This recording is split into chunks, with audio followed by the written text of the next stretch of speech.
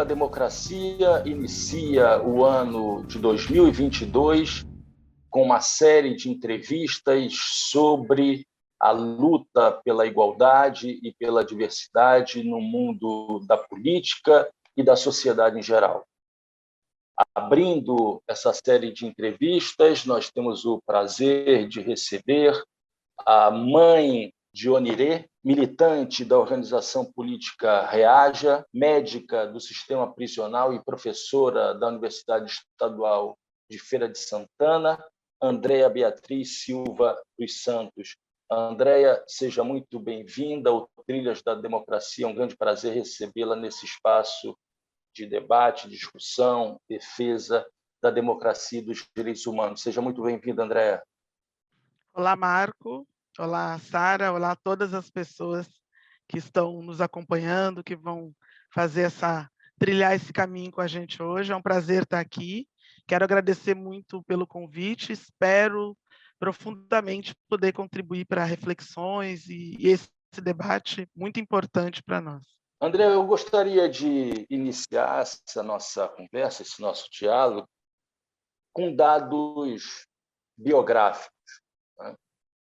Você se formou na Faculdade de Medicina, sendo a única negra numa turma de 88 estudantes. E hoje você atua no sistema prisional que você definiu, abre aspas, como uma máquina de prender vidas negras, fecha aspas. Tendo como base essa tua experiência de vida, o que você sente quando escuta dizer que no Brasil não há racismo, que o Brasil não é um país racista, que o Brasil é um país misturado, onde todas as raças se encontram de maneira cordial? O que você sente quando escuta as frases do atual presidente da Fundação Palmares? Por favor, Andréa. Perfeito. Primeiro, esse resgate ele já traz um pouco dessa resposta, né? A gente tem, primeiro, o fato de ser de um estado como o Rio Grande do Sul, eu sou natural de lá, onde eu represento a minha identidade racial, ser uma mulher preta, representa a menor parcela da população, mas ver que isso, o fato de ser a única estudante de medicina, isso ainda se repete. Eu estou falando que isso aconteceu aproximadamente 20 anos, mais de 20 anos atrás. E se a gente se reportar, né, se transportar para os dias atuais, isso continua acontecendo, não só na medicina, no direito, no serviço social, em vários cursos, sobretudo nesses aos quais se confere um determinado status, né, direito, psicologia, odontologia, medicina, significa dizer que é uma mesma história falando a respeito de algo que não mudou, que não se modificou. Essa é a primeira questão. Por isso, talvez até seja importante, né, introduzir essa conversa com essa história. É uma história que tem mais de 20 anos, a minha presença no curso de medicina com a única estudante naquela turma, a única pessoa negra e a única pessoa de pele escura, a única pessoa preta, e se a gente se reportasse há 20 anos atrás, seguramente ou não teria nenhum, ou teria intercalando em turmas uma ou duas pessoas. E se a gente se transportar para os dias de hoje, é a mesma história. Então, essa é uma questão importante, primeiro, para entender do que a gente está falando quando a gente está falando de como que o racismo, de como que a negação dos direitos, ela incide sobre nós, pessoas pretas e pessoas pardas, né, pessoas negras. Essa é uma primeira questão. Essa conexão, como é que isso se conecta, né, com a minha atuação no sistema prisional?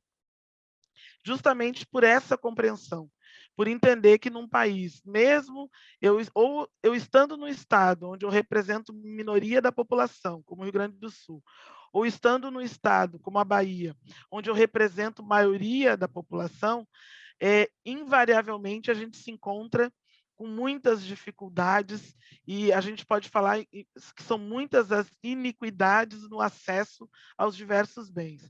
E aí, quando a gente vai olhar para esses espaços, onde são espaços que não conferem qualquer status ou qualquer possibilidade de reestruturação das nossas trajetórias, a exemplo do sistema prisional, a gente percebe como que essa realidade se verifica na prática, para além de um relato ou outro. Então, a gente está falando que no Rio Grande do Sul, e se a gente pegar os dados do Ministério da Justiça, do Rio Grande do Sul, da região sul do país, à região norte, quando a gente vai olhar os dados acerca dos dados, das informações raciais no interior do sistema prisional, a gente reconhece, são dados do próprio Ministério da Justiça, que existem pessoas negras, em sua maioria, da região sul à região norte do país. E aí, quando a gente olha isso, quando eu chego num curso de medicina, hoje como professora de um curso de medicina, mesmo no estado da Bahia, o menor quantitativo de estudantes é de estudantes negros, a maior parte são de estudantes brancos. Juntando tudo isso, da minha trajetória como estudante e da minha presença dentro do sistema prisional, da verificação que a maior parte das pessoas privadas de liberdade na Bahia, nas diversas regiões do país, e de uma maneira geral no Brasil, é composta de pessoas negras, eu posso já me direcionar a essa questão, que é a questão que tu traz, que é esse debate sobre racismo. Falar ainda hoje que racismo não existe, que o Brasil é um país miscigenado e que o Brasil não distingue as pessoas, é negar, primeiro, a realidade, só olhar para o sistema prisional, é só olhar para as escolas, é olhar para os dados do Enem nesse ano, né, que passou, como que as pessoas negras conseguiram, as que conseguiram chegar até a realização do Enem por conta do contexto da pandemia, são alguns dos dados que nos permitem entender que essa premissa ela é completamente uma inverdade, que ela não se verifica na prática e nem através dos números.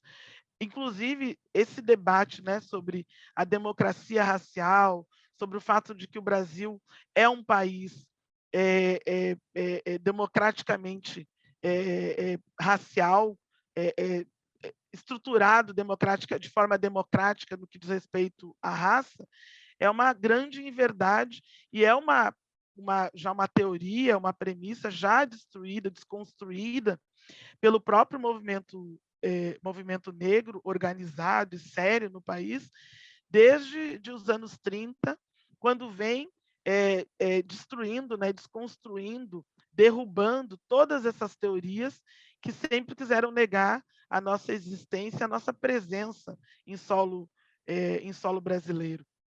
Então, sobretudo nos dias de hoje, onde a gente tem acesso a mais informações, onde a gente conseguiu chegar num momento onde nós estamos nos organizando de tal forma que nós estamos, através das nossas próprias vozes, trazendo, fazendo emergir, demonstrando que não se trata de um país racialmente democratizado, não sei se dá para usar essa expressão, é aí que a gente consegue visualizar o que tem sido dito e que não mudou muito. Isso é uma coisa importante, que não mudou muito desde o fim da escravização no Brasil. Eu considero que essa é a mesma realidade que, obviamente, os instrumentos, o modus operandi, ele vem se adaptando ao longo do tempo, mas que são as mesmas práticas de exclusão, de vulnerabilização, que vem conduzindo as nossas vidas, a despeito de todo o processo de resistência, de toda a nossa organização, de toda a nossa de todo o enfrentamento que nós viemos fazendo ao longo do tempo a essa situação, ela existe, né? Não é uma situação que nasce agora.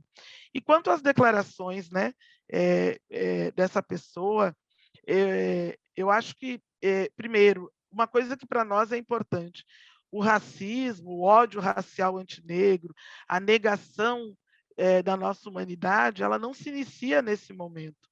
A gente está falando de uma trajetória de negação de direitos, a gente está falando de uma trajetória de discursos, inclusive muitas vezes por pessoas que se identificam como da esquerda, que pessoas que se posicionam como se tivessem uma compreensão do debate e das relações raciais no Brasil e que, em vários momentos, tem práticas e tem discursos que, na verdade, incidem e vão contra tudo que a gente tem dito do nosso ponto de vista, por quem vive na pele a experiência do racismo e tem feito esse enfrentamento.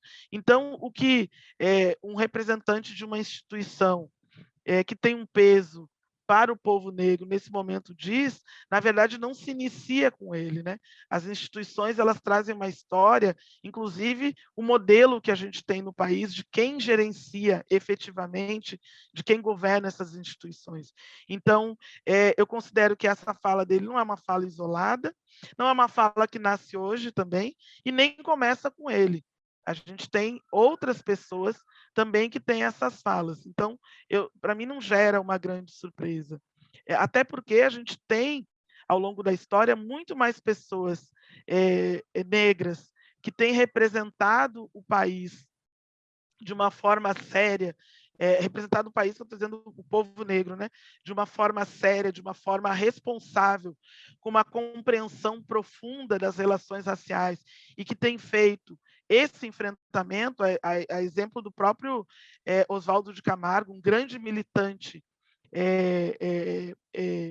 importante para o Brasil, um escritor com uma produção fundamental para a gente entender o papel das pessoas negras na luta e no enfrentamento no Brasil, que são muito mais importantes do que as declarações dessa pessoa ou o posicionamento dessa pessoa.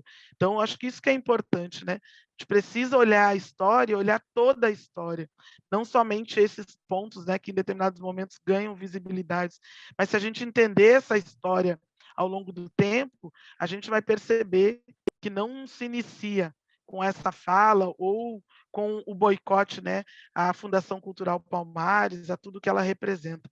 Mas existe uma estrutura muito antes dele e que tem representado ao longo do tempo uma, uma, uma contribuição muito importante para o que a gente tem chamado nesse processo de genocídio do povo negro. André, eu te faria essa pergunta que eu farei agora apenas no fim da entrevista, na parte final da entrevista.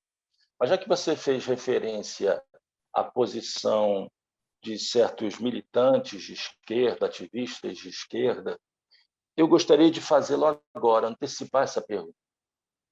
Como é que você avalia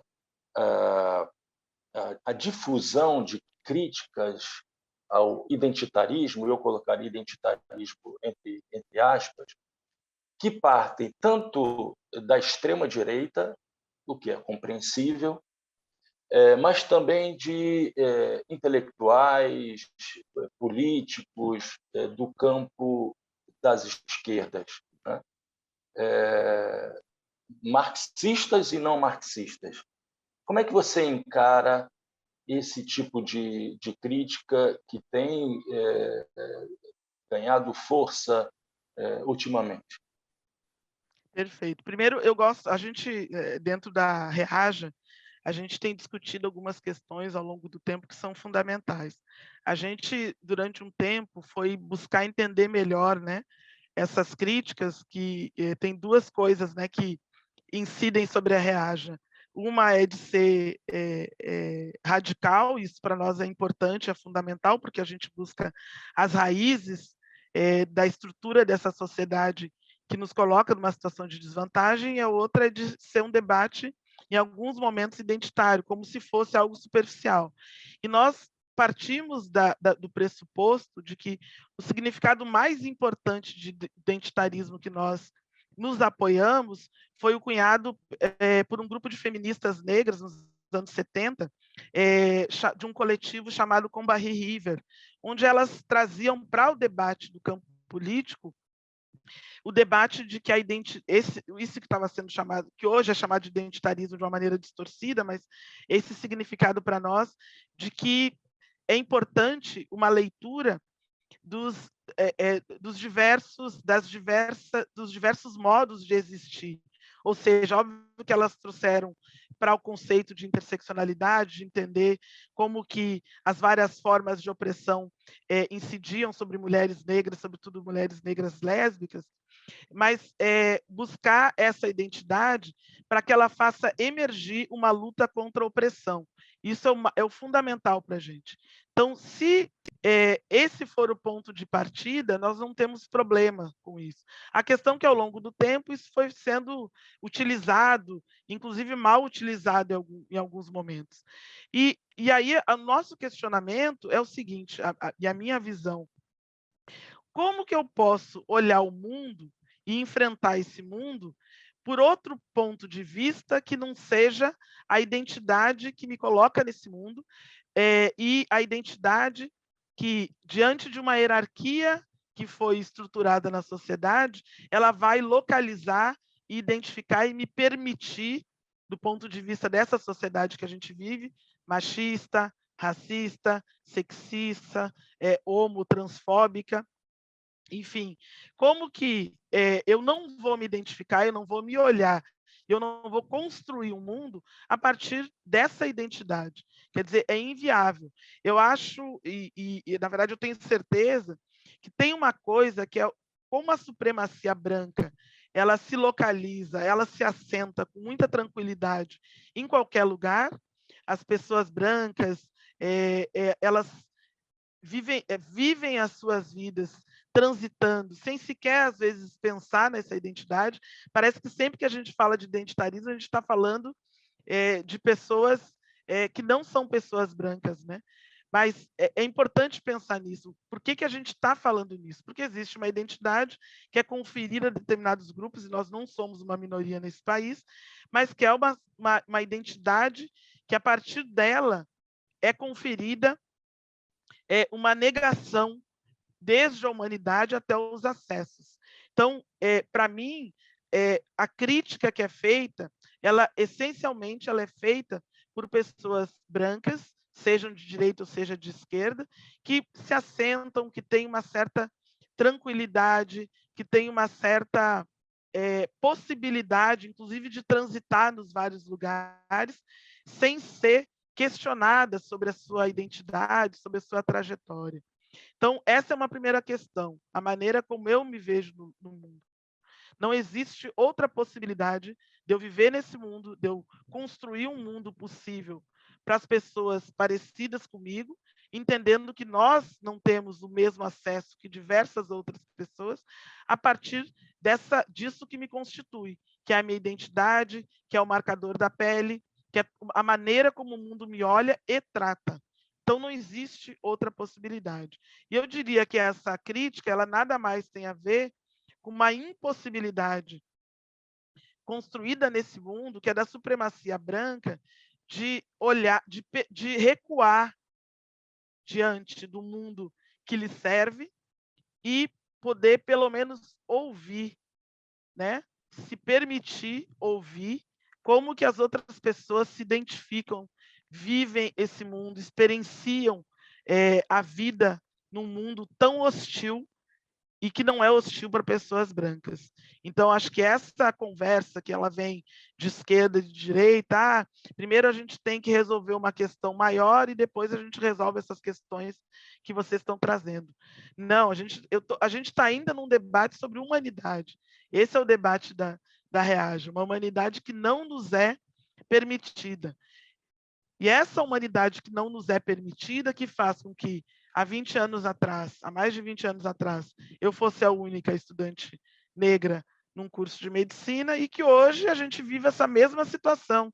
Eu ouvi a semana retrasada alguém falando mais uma vez de um estudante negro que, a despeito de toda a diversidade, chegou no curso de medicina. Quer dizer, a gente vive as mesmas situações. É essa mesma condição que faz com que a gente olhe para os dados do sistema prisional, mais de 850 mil pessoas presas, e a gente veja que a maior parte, 70% a 75%, são pessoas pretas e pardas. Então, como é que eu não vou fazer um debate? Quando a gente vai, como eu falei, né, falar no Enem, que foi realizado no ano passado, e consegue perceber, através dos dados, que pessoas negras tiveram menos chance de realizar a prova do Enem, porque a maior parte estão em escolas de pessoas pretas e pardas, estão em escolas públicas de baixa qualidade, como todo mundo já sabe, e nesse contexto de pandemia se revelou pior ainda, muitas pessoas com dificuldade de concluir o ensino médio, e são pessoas pretas e pardas. Como é que eu não vou discutir identidade quando eu vou olhar para as universidades, por exemplo, e vejo que mesmo a despeito do processo do sistema de cotas, a menor parte de estudantes, num país majoritariamente composto de pessoas pretas e pardas, a menor parte dos estudantes é composto de pessoas pretas e pardas. Como que eu não vou pensar em como que a nossa identidade, uma identidade africana, dizendo melhor, ela se localiza nessa sociedade, quando eu vou olhar para os dados, por exemplo, que dizem respeito à presença de mulheres negras nos programas de pós-graduação, por exemplo. Quando a gente olha esses dados, aí são dados de 2019, 2018, quando a gente olha a presença de mulheres negras, por exemplo, nos cursos, nos programas de pós-graduação, a gente identifica que esse grupo compõe, eu faço parte de um grupo que compõe aproximadamente 4% do contingente de professores da pós-graduação. E quando se fala de mulheres pretas, em programas de pós-graduação, a gente está falando de 0,3% do contingente que compõe os programas de pós-graduação hoje no Brasil. Então, eu vivo isso na pele. Eu não sou uma pessoa que circula tranquilamente pelo Brasil e não preciso andar com documento para dizer que eu tenho RG, para ser conferido, para ser identificada o tempo todo, para ser qualificada. As pessoas brancas, elas podem transitar pelo país e pelo mundo sem sequer serem notadas pela sua identidade. E eu seguramente não tenho essa mesma perspectiva. Eu e mais milhões de pessoas nesse país, e milhões de pessoas que têm os mesmos marcadores que eu, nós não podemos fazer isso. Então, eu não posso abrir mão da minha identidade para fazer qualquer debate, para fazer qualquer conversa, para garantir que nós, pessoas pretas, possamos ter acesso. Eu não posso abrir mão, como outras pessoas podem, né? Abrir mão da sua identidade, inclusive nem constar em alguns momentos. Quando as pessoas brancas circulam na noite para transitar, a preocupação não é a mesma preocupação que minha mãe sempre teve conosco, mesmo voltando da aula, mesmo voltando do trabalho, ou até saindo para se divertir, levar o documento. A gente está num país onde os jovens eles saem para trabalhar e a maior preocupação de mães e de jovens negros é, primeiro, sair com um documento porque vão sofrer uma abordagem policial. E, segundo, para que, caso aconteça alguma coisa, não sejam enterrados ou enterradas como indigentes. Essa é a preocupação que pessoas pretas e pardas, e mais especificamente pessoas que têm a pele escura, têm nesse país, de que nós precisamos o tempo todo provar, qualificar a nossa existência. Quando pessoas brancas não têm, então é muito fácil falar que se trata somente de identitarismo. E eu não estou falando de dinheiro, eu não estou falando de estar neste ou naquele lugar. Eu estou falando de reconhecimento de humanidade. Enquanto a gente ainda está nesse nível de reconhecer a nossa humanidade, de reconhecer que nós, de que, né, a sociedade reconheça que nós temos humanidade, o que nós já sabemos desde há muito tempo, é importante. Eu não posso abrir mão da minha identidade, da minha história. A minha identidade, ela guarda a minha trajetória, a minha luta, todas as dores, todo o processo de resistência. Eu não posso abrir mão, eu e mais milhões de pessoas que carregam essa marca, nós não podemos e não vamos também abrir mão dessa identidade. E eu emendaria agora uma outra pergunta. Você co-dirigiu, né, um filme chamado Genocídio e Movimentos, um filme já premiado, né? E eu gostaria de te ouvir a respeito de uma frase que é dita no filme, que é a seguinte: mais de 2.000 pessoas assassinadas em um ano significa que nós não temos uma situação de extermínio, temos uma situação de genocídio. Fecha aspas. Como compreender o genocídio de mulheres e homens, negros, negras no Brasil? Por que nós vivemos um genocídio na história brasileira, na história da escravidão, mas também na nossa história contemporânea, na nossa história atual, na nossa história do tempo presente? Excelente questão. Quero agradecer até por trazer, né, o filme. A gente está muito feliz com esse filme. O filme Genocídio e Movimentos, ele nasce, na verdade, de uma luta, na verdade, uma tentativa primeiro de um dos diretores de fazer um registro a respeito dos grupos de extermínio. Teve uma CPI nos anos 2000, a CPI Nordeste, que apontou a existência de grupos de extermínio. E um dos diretores, Luiz Carlos Alencar, ele se interessou em vir para o Nordeste contar um pouco dessa história. Por quê?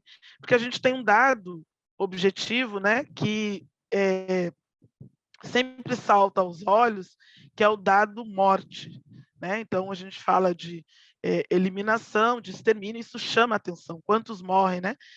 Por exemplo, alguns estudos mais recentes, aqui uma pesquisa recente informou que em confronto policial no ano de 2020, se eu não me engano, 100% das pessoas aqui no estado da Bahia eram pessoas negras. E esse é um dado que salta aos olhos das pessoas. Então,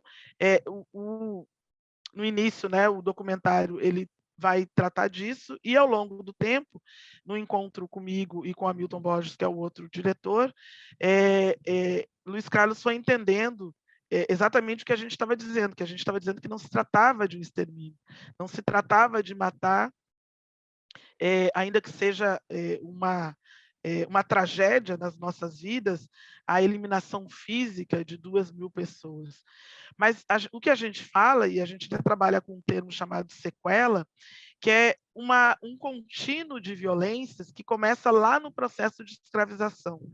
O que a gente está dizendo é que o que a gente consegue ler objetivamente como morte, como dado objetivo morte, começa muito antes, com o processo de sequestro do continente africano, com o processo de escravização de pessoas africanas, de nossos ancestrais, que foram escravizados, foram espalhados pelo mundo, e que, no pós-escravidão, foram jogados, assim como os povos indígenas, né, à própria sorte. Então, para nós, o genocídio, a gente não está vivendo ele hoje, a gente vive um contínuo de sequelas, do ponto de vista político, que nos trazem a essa situação. Então, desde legislações que promoveram, que construíram políticas de branqueamento no país para a nossa eliminação, até a negação dos nossos acessos, por exemplo, de acessar a escola pública, de exercer determinados trabalhos, e tudo isso estabelecido por lei. A própria proposta, né, de um código penal que criminalizava, sobretudo aos 9 anos de idade, logo no pós-escravidão. Então, a gente vive um contínuo de violências, por isso que eu falava, né, de um modus operandi que só vem se reestruturando, se realinhando ao que a gente vive nos dias atuais. Mas o que a gente está falando também, para além desse contínuo, existe algo que a gente considera genocídio, porque quando a gente está falando de 2.000 vidas quando a gente está falando de 100% de jovens negros em confronto com a polícia foram mortos, a gente está falando, por exemplo, da chacina do Cabula, que aconteceu aqui na Bahia em fevereiro de 2015, quando inclusive o próprio governador do estado, de um partido de esquerda aqui no estado da Bahia, do PT, Rui Costa, ele apoiou os policiais nessa incursão da polícia que tirou a vida de 12 jovens negros. O que a gente está falando? Que quando tu mata um jovem negro, alguns desses jovens negros não tiveram filhos e não terão seus descendentes diretos, mas a gente está falando também que essa morte, ela incide sobre a vida dessa mãe, sobre a vida dos que têm filhos, dos seus filhos, seus descendentes, sobre a vida dos irmãos, ela incide na vida dessa comunidade, porque teve uma incursão violenta de uma guarnição policial da Polícia Militar do Estado da Bahia naquela comunidade, que deixa marcas que a gente pode ler até hoje, depois de 6, 7 anos desse ocorrido.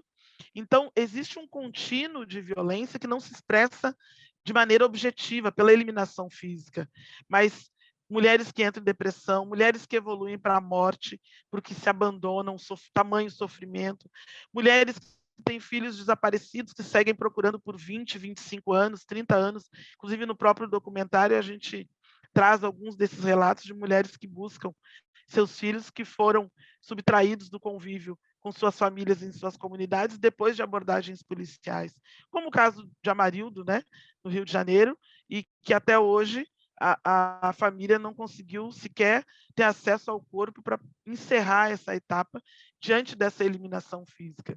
Então, nós estamos falando de genocídio do povo negro porque existe uma capilaridade na maneira como essa negação da humanidade ela incide. Então, é a eliminação física, é a negação de acesso à educação de qualidade, à saúde de qualidade, à cultura, ao exercício da própria identidade, né?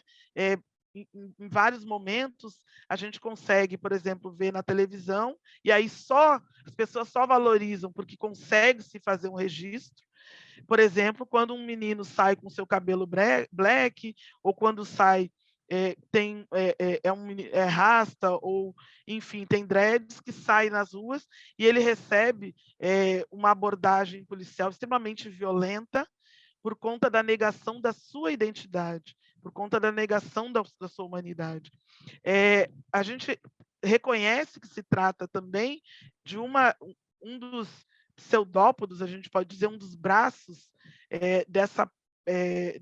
dessa política de genocídio, quando a gente sabe que diversos serviços eles são negados, mas quando a gente sabe também que de geração a geração essa informação sobre a violência, essa informação sobre a brutalidade com que o Estado nos trata, ela vai passando de geração a geração. Então, não tem outra coisa que consiga nos permitir entender o que acontece, esse efeito, não, esse fenômeno que incide sobre as nossas vidas enquanto povo, que não seja genocídio. E uma outra informação, como mulher preta, toda vez que, por exemplo, uma situação que aconteceu no Recife, quando aquele menino João Miguel ele foi brutalmente desrespeitado em sua humanidade, que aquilo ali não existe outra justificativa, por uma mulher branca, é impossível que qualquer mulher preta, mãe, e eu te falava que esse é um dos maiores ofícios e que não tem início, meio e fim, né? Ele só tem início diante do que significa ser uma pessoa preta no mundo. Não existe uma mulher negra, uma mulher preta, que tenha um filho de pele preta também nesse país, que não tenha sentido na pele o que significa, o que significou e o que vai significar na vida desta mulher esse evento que aconteceu com o filho. Então, o genocídio ele se dá na esfera privada, mas, sobretudo, como política de Estado, que, inclusive, permite que, na esfera privada, as pessoas atuem. A gente está falando que, em pleno século XXI, recentemente, uma professora formada, não lembro qual foi o estado, mas que, inclusive, tinha uma neta, né, que estudava num curso de medicina, pago por uma mulher preta que foi casada forçadamente, né, com um homem branco de uma família tradicional de uma dessas cidades aí do Brasil, como muitas, e foi mantida em regime de escravidão por essa família. E, ao receber os proventos da pensão desse homem, todos esses recursos eram utilizados pela família, inclusive para manter essa neta branca num curso de medicina. E eu estou falando no século XXI. Eu não estou falando lá no século XVIII, XVII, quando as teorias eugenistas e higienistas subsidiavam essa prática e justificavam essa prática. Eu estou falando agora. A gente está falando, hoje pela manhã, eu ouvia também no jornal notícias de pessoas que têm sido libertadas ainda por viver em condições análogas à escravidão, trabalhando em fazendas, inclusive cujos donos são pessoas reconhecidas por ajudar em projetos sociais, mas que mantêm pessoas em regime de escravidão em suas fazendas. Então, não existe outra coisa, se a gente pensar em todas essas formas como ódio antinegro ou racismo antinegro, ele incide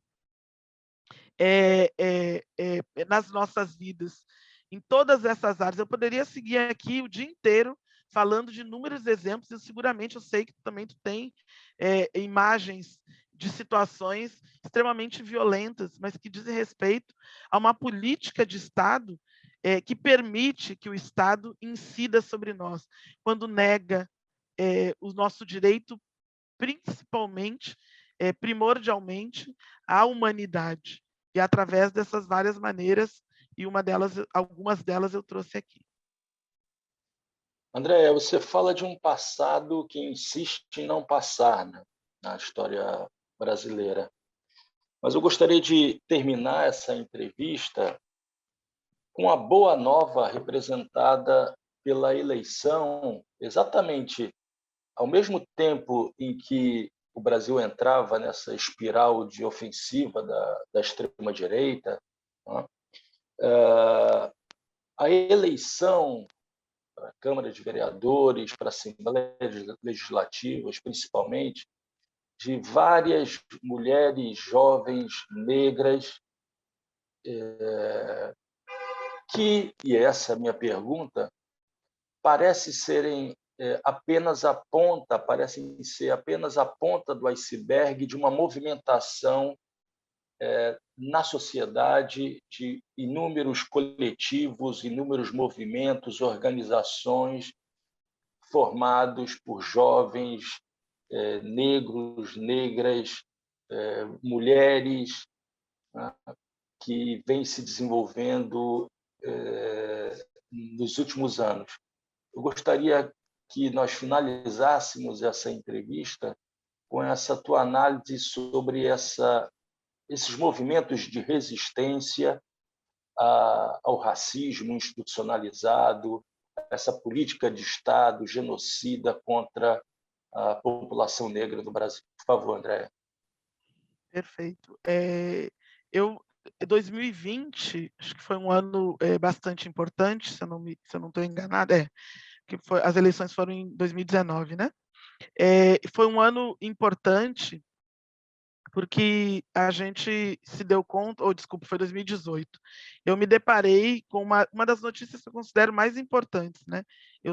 Como eu falei, eu sou de Porto Alegre, no Rio Grande do Sul, e recebi uma notícia de que um grupo de 5 vereadores jovens negros foram eleitos em Porto Alegre numa conquista muito importante. Eu acho que 2 foram reeleitas e os demais foi a primeira eleição.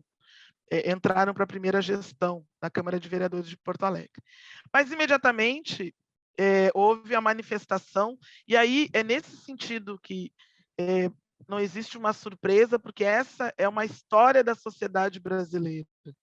Houve a manifestação de um vereador, eu só me lembro do sobrenome, que eu acho que é Nagelstein, de Porto Alegre, um vereador branco, que logo fez uma crítica completamente esvaziada de qualquer verdade ou sentido, dizendo que os partidos de esquerda eles estavam promovendo agora um processo de acesso aos jovens, sobretudo sem qualquer formação, sem formação política, sem histórico, e ele desconhecendo completamente, né, porque é o senso comum branco, né, de que as pessoas não tinham acesso, porque tem várias pessoas, tem historiadores, tem pessoas com nível superior, e mesmo se não tivesse, são jovens com histórico de engajamento político nas suas comunidades, nos seus bairros, muito importantes. Mas houve a manifestação desse homem branco, que se identificou como judeu, fazendo uma crítica. Imediatamente, a própria comunidade judaica se posicionou contra ele, dizendo que era uma posição individual, mas uma prática, né, de um homem branco, que inclusive não se reelegeu, né, acho que por isso que ele ficou muito chateado, e aí, obviamente, que ele direcionou as críticas dele a esse grupo, um grupo brilhante de jovens negros. Esse é um momento importantíssimo, né? Ter na Câmara de Vereadores de Porto Alegre, como eu falei, uma cidade de minoria negra, e tu ter 5, ainda, né, que eu tenha tido a experiência de ter prefeito negro, de ter um governador negro no Rio Grande do Sul, e cresci com isso, né, meu pai e minha mãe falando sobre isso, falando dessa importância. A gente reconhece que esse é um momento importante, mas também é importante entender que, do ponto de vista da luta que nós temos que fazer, ela revela muitas outras necessidades, né? Por exemplo, infelizmente, muitas das pessoas que têm feito uma luta do ponto de vista do enfrentamento ao genocídio do povo negro importante, são pessoas que estão, às vezes, submetidas a estruturas de partidos, por exemplo, que são estruturas que reproduzem o que a gente entende que é um grande problema na sociedade, seja de direita, seja de esquerda.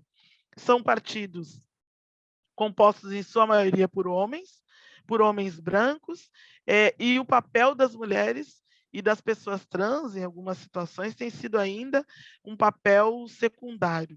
Então, por isso que nós acreditamos que, do ponto de vista da luta coletiva, a luta comunitária ela é importante no sentido de entender como que isso se verifica. Por isso que nós olhamos com respeito a essa situação, mas também com muito cuidado, porque ela revela exatamente a ponta do iceberg. A gente não pode, num país de maioria, ainda tratar isso como... Por que nas grandes propostas, nos grandes projetos políticos desses partidos que, nos seus discursos, e aí eu estou falando de esquerda e de direita, revelam que são partidos que entendem e que estão muito próximos dessa luta popular, por que a gente não vê isso se revelar, por exemplo, nas urnas, na escolha, nos debates, dentro dos partidos, no momento de escolher pessoas que têm uma luta fundamental para o povo negro, mas que, quando chega nesses momentos, estão submetidas à lógica de uma supremacia branca. Então, essa é uma questão. Ao mesmo tempo que a gente vê de forma muito importante essa presença, isso nos permite entender que ainda tem um caminho muito longo e que, para nós, do nosso ponto de vista, a organização comunitária, a organização para entender essas relações de poder, uma formação política autônoma, até que a gente tenha condições de entender o nosso papel nesses lugares e as nossas possibilidades, ele é fundamental. Para nós não existe, né, pode ser parte de um projeto, mas acreditar que as instituições elas vão trazer essas respostas, porque a gente sabe que existem várias outras questões a serem discutidas. Eu estou ainda chocada, né, com o orçamento que foi votado, sobretudo, vamos supor, só para discutir, né, para o fundo eleitoral dos próximos anos, né? A gente está falando num contexto de miséria, de fome, de desemprego, das pessoas ocupando mercados, como eu vi notícias, né, em Pernambuco, ocupando mercados no ano passado, ocupando mercados para ter o que comer perto do Natal. A gente tem a votação de um fundo eleitoral de em torno de 5,7 bilhões, se eu não estou equivocada. Então, e aí a gente, né, fica olhando e olhando onde estamos nesses processos de luta, de disputa, quais as nossas possibilidades de trazer as pautas do povo preto para dentro desses processos, quando se vive um processo de afunilamento, né?